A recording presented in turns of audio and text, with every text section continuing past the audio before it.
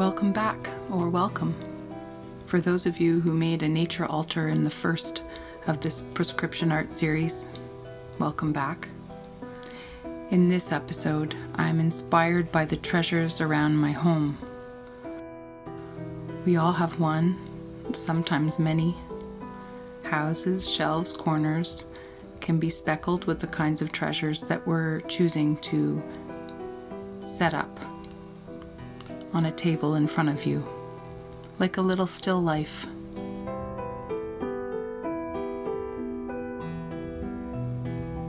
Something you can draw, sketch, paint, write about, or simply tell a little story.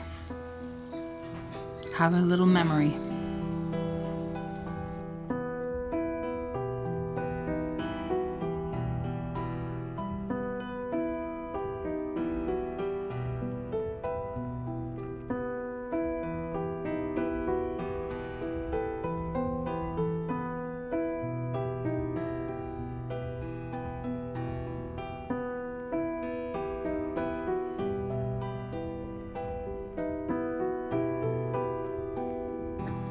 So here I am, I'm choosing something, a treasure.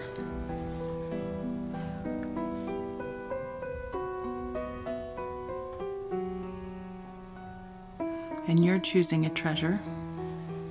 And we ask you to choose a treasure too. Something that you've kept, or maybe two, or maybe three. Maybe it's from long ago, or maybe it's a recent gift.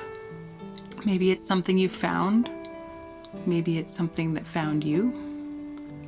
Gather them up, nice things. Things that you've kept around just for the meaning.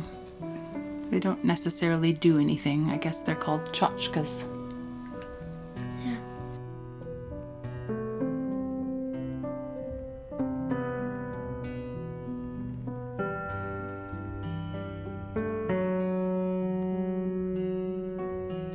I chose a hat, an old cowboy hat I have. Been thinking about how I'm a cowboy therapist, for better or for worse. So those things are meaningful to me, and you got some for you, and what we're going to do is draw them. Yeah. And while you go out and get something to draw with, can be anything you got, some nice paper, we'll just continue this really pretty walk with all the bulbs in blossom. Look at them. Beautiful. I was pretty anxious to get started. Yep. Do share your stories and your artwork. We will write the email that you can send them to in the credits.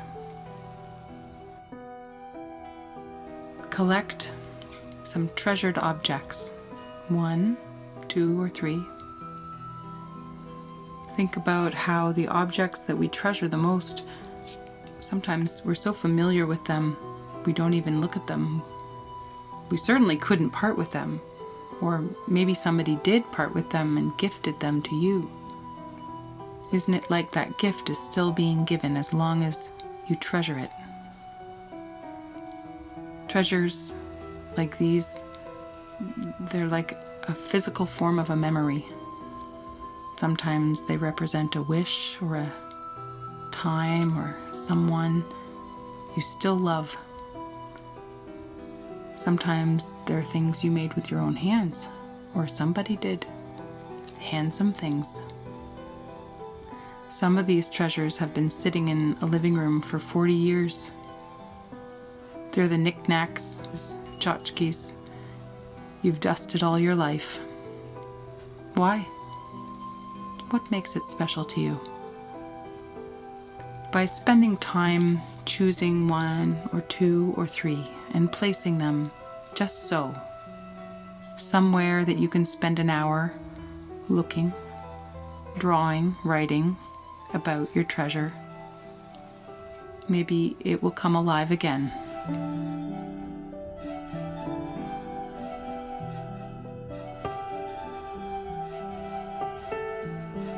I'll just say a few words about materials.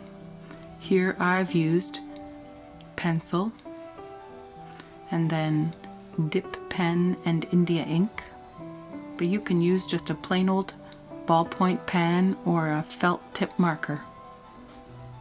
I used watercolor paints. You can use markers like Finn did. And I drew the 3 objects that I chose, and Finn drew something inspired by them. You can do either. We've interlaced our art making with our walk in the park nearby to share with you some fresh sights of spring, blossoms and birds. You don't have to watch this straight through. You can get up now and start to put a little something in front of you. Get some paper, get a pencil, whatever you've got for color, or just sketch. Take your time. Let my voice be the guide and the music be your river. A flowing kind of mindset is what we are looking for today, of reverie and memory. What were the treasures that you chose, Finn? I chose that crystal because I actually don't know when I got that. That's why it's important to me. It's just something that popped into my life that I've always really loved, that crystal. Mm-hmm. And then my hatchet, which I got for my 9th birthday, which was such a great birthday present. Well, not just a present. Yeah. You made it. Yeah. Finn, Local blacksmith. Yeah, he drew that hatchet first. Yeah. And then we made it real. Mhm. So that's a real treasure. And then that feather is from a bird, red. Yeah, you'll see red later, right? Yeah. And I decided after I did a quick sketch that I'd get out a pen and ink. I like dip pen, and you can see I blotched my page. Sometimes you get some ink blots to work with, but I decided to use some good black ink, India ink.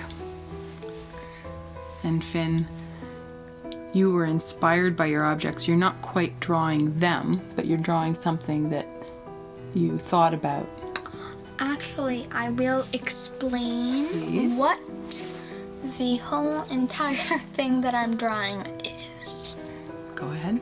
The reason I'm drawing, well, what you'll find out, is because, well, I'll have to give it away, is because the crystal, that's basically a cut crystal, cut gem. And I say to myself right here that that crystal was cut by the axe, and then, well, axe being a metaphor of cutters. Yeah, that's not a metaphor. It's more like, I don't know. yeah, no, but I know what you're saying. You're saying it's like, it's a symbol of what the gem cutter uses, and you've always expressed interest in cutting stones. Yes, and also the feather is like us looking at it, and in the end you'll find out that, well, there is somebody looking at it. Yeah, I think the feather is just a symbol, more than a symbol, a little gift from just the very feathered friend that it came from. Yeah, ready. That's right. I love her. Yeah, she came into our life, but just in time for this quarantine. And we are very glad to have a feathered friend inside, as well as all the ones that we spotted at the park. And in fact, later Finn and I will share some of our bird watching. We've identified some of the birds that we spot on our walk that you'll see the pictures of, and I'll let Finn name them for you. Hey Finn. Yes. I see different shapes in mine now that you've pointed out some. Yeah. Like a rose. Yeah. I guess.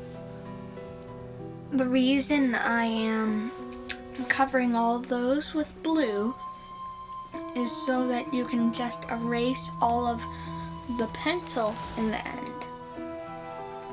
And then just turns into that. Mm-hmm. It's a lot better. You know, I wore that wore that cowboy hat when I had you. And that was 10 years ago this week. Yeah. As you can see, I'm starting to fill in my gem for the first time. You know, I'll just add something for people while they're working. I hope that they've gotten some paper and they're drawing too. And I'll just say that on this particular day that we're looking at the pictures that your dad, my Arn, took a video of, and then he spliced them all together, and they made this song. And he's here, and we're all here watching the pictures, and we're also looking out the window. And it's a kind of day here that it's almost like it's snowing pollen. You can see this sort of green haze. That's funny, Mom, because right now I'm actually drawing the window on the gem. Oh yeah, right as I'm looking out it. Yeah, can you see that out there? It kind of looks like a green haze in the air. Yes. Yes, I can. And all the lilacs are blooming around us. Yeah. And they get carried in on that warm breeze we had this week. And it was very, thought about how fragrant. There's just certain seasons that have fragrances that are so potent. Yeah. One thing that I am glad I did with this gem is I added actual light bouncing Yeah. off. It would not be as good if there wasn't that. No, you like to watch that guy who has a real knack for drawing gems, and I didn't know that you'd be able to replicate that. Kind of. He's amazing. Yeah, he's really something. But look at you, even got that undercut. I didn't notice that. So I filled mine all in. I just used primary colors. Yeah, I see something else in there now. What And do I'm you see? writing. I'm writing now. And I just would like to invite others to, once they've drawn a portrait of their treasure, how about you write some? And you know what I did? I did a little trick that I like to do. You can too if the idea appeals to you, that I write myself a letter. And then I mail it on some future date. And in this case, I'm going to mail it on the event horizon. What's that? That's when all of coronavirus is done. Yeah. Yay. It's another space term. What does it mean? I don't know. You tell me. Isn't it right where a black hole begins? Kind of.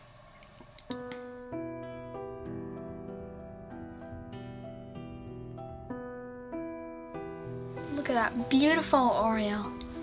Hey, you spotted that female Oriole. There's a red-winged blackbird. Bye. I saw it. We also saw on the trip a mountain bluebird. That's right. That was a nice one. Oh, look, I'm taking a picture here. I'll just say this. I'm taking a picture, and so can you. And please send the pictures of what you make. We would like that so much. And like I was saying, I wrote myself a letter, and I'm going to mail it the day that this pandemic is declared done. Will it ever? Well, I put a stamp on it, and that's my favorite stamp in the world. So, Leonard Cohen. yep. Yeah, we saw Leonard Cohen's grave in Montreal once, huh? Yeah. All of the beautiful birds that you also see in the beginning and the end are both very special. They're Tree swallows. Tree swallows. Almost mixed it up with a sparrow. So I always like to recommend some time to free write after you have drawn and contemplated and just gazed at your treasure. Then free write about it. What memories come? What meaning is highlighted for you as you've looked and gazed on this treasure? As you've traced its contours onto a page. Where did it come from? Who gave it to you?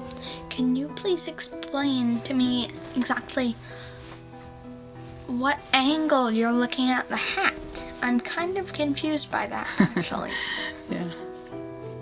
From above. And yeah, you can think about the things that came to your mind while you were drawing. Now again, while you're writing, this is the time to Oh, now I see it. come up with meaning.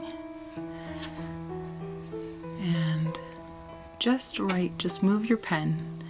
If the thoughts stop, just keep the pen going. You know what Linda Berry says, one of my favorites. If you're ever looking for more art prompts, Linda Berry can help you. She says, when you can't think of what to write, write tick, tick, tick, tick, tick, tick, tick. Oh, Finn, yours is lovely.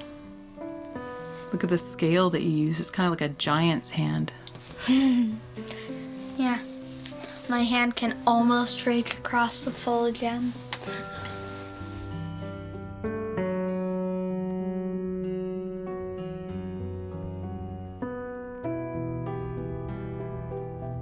So we're going out with some blossoms. Those are Saskatoon berry trees.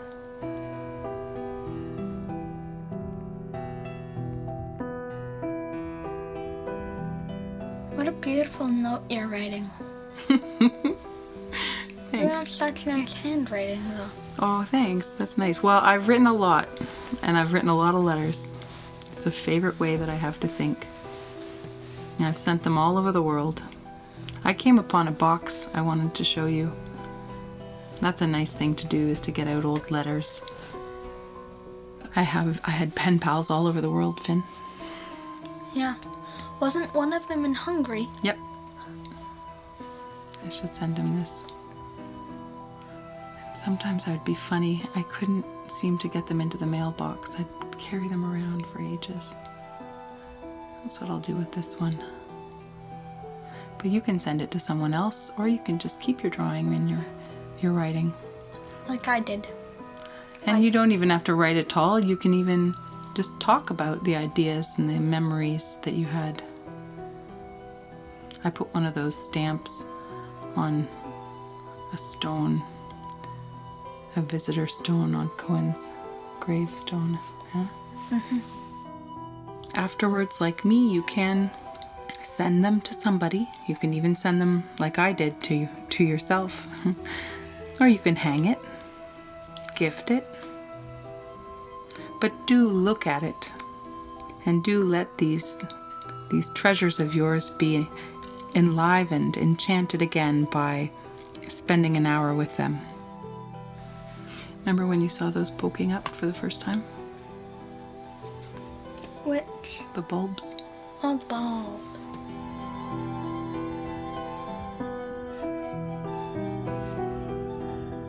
So this is dedicated to the Willow Foundation and the Burlington Foundation that inspired and funded. Wow, look at that blue on its back. And with such thanks to Arna for putting it all together with music, voice, and video. It's so beautiful to be able to share some time together, art therapy inspired time, during this quiet time in the whole wide world. Especially with you, Finn.